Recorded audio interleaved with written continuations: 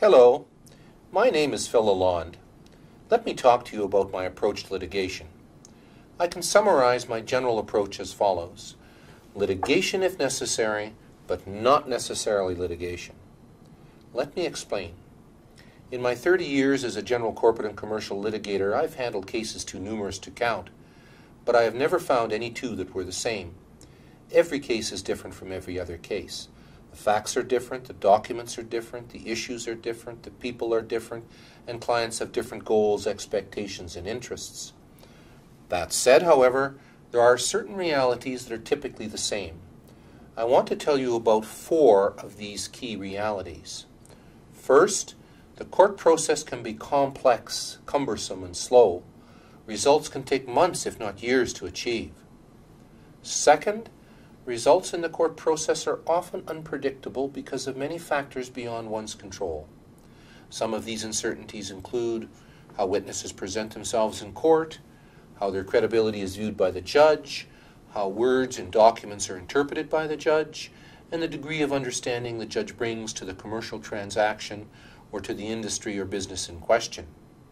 However, notwithstanding the unpredictability of the process, I believe that my experience and comprehensive knowledge of the law and legal systems greatly enhances the possibility of achieving a successful outcome for you. Third, litigation is typically time-consuming and emotionally stressful for all involved. If you must face litigation, you will need to become an expert on the facts of your own case. You will need to be prepared to attend examinations for discovery, to answer undertakings, review pleadings and affidavits, to instruct me as your counsel, and to attend in court on applications and at trial. In short, in order to be well prepared for your trial, you will need to commit much time and energy to the process. This may take away some time from the management of your business. But my skills, practical judgment, and solution-oriented approach can ease this process for you. Fourth, all-out litigation may be expensive. However, not to be represented in the best possible way is likely to be even more costly to your business in real financial terms, and possibly to your personal and business reputation. Now, it is these 4 realities that underpin my general approach to litigation. When someone retains me to assist in a dispute that is or is threatening to become litigious, the first thing I do is to thoroughly understand the facts. In particular, the facts will determine the parameters of a possible negotiated solution to the dispute, a resolution short of full-blown litigation. In fact, I think this is the key to my approach. A negotiated solution up front at the beginning of a dispute is, in most cases, the best possible outcome. I often analogize my role to that of a mechanic. When someone comes to me with a broken piece of machinery, I consider it my job to get it fixed and back working as quickly as possible. In fact, when people ask me what I do for a living, I often reply that I am a legal mechanic.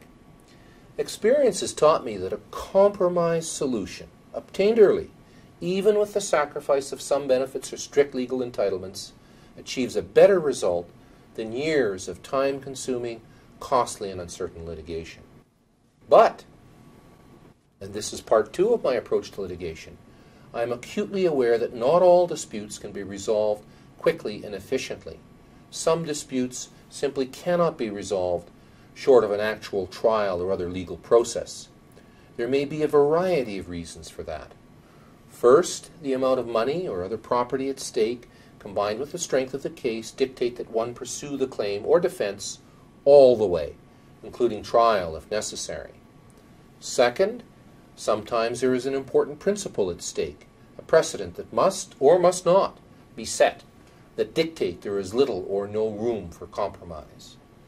Third, there have been cases in my experience where the other side is so unreasonable, so intransigent, that despite all your efforts, no reasonable compromise is possible.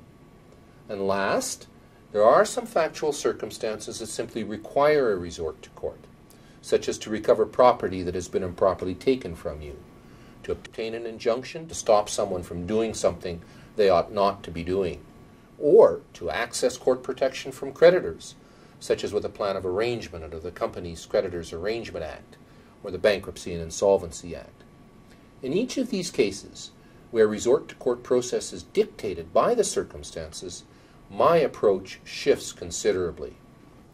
In these circumstances, I consider it my duty to fearlessly and resolutely advance my client's position, to identify and pursue all reasonable legal positions and arguments, and to take advantage of all available legal processes, rules, and strategies, subject always to my overriding duty as an officer of the court to act fairly and with integrity throughout. I've been told by some of my friends and colleagues in the profession in Alberta that I have the reputation of being a tough litigator. I take that as a compliment, for I believe that is my job where resort to court process is required. To summarize my approach to litigation then in simple terms: 1. Determine the facts early on. 2. Determine the options for a negotiated solution if possible and implement them as early as possible. And 3. Litigate if you must, fearlessly but fairly. In short, litigation if necessary, but not necessarily litigation. Over my 30 years of practice as a litigator, I have found that this approach yields results that are most consistent with my clients' expectations and needs. One final note. As a generalist, I bring to this approach a wide range of skills and experience that allow me to identify various options to legal disputes and to fashion creative solutions. But I also have considerable depth and experience in particular areas of the law, such as insolvency and restructuring, creditors' rights, oil and gas, real estate and construction litigation, employment law, corporate governance, and directors' and officers' liability issues.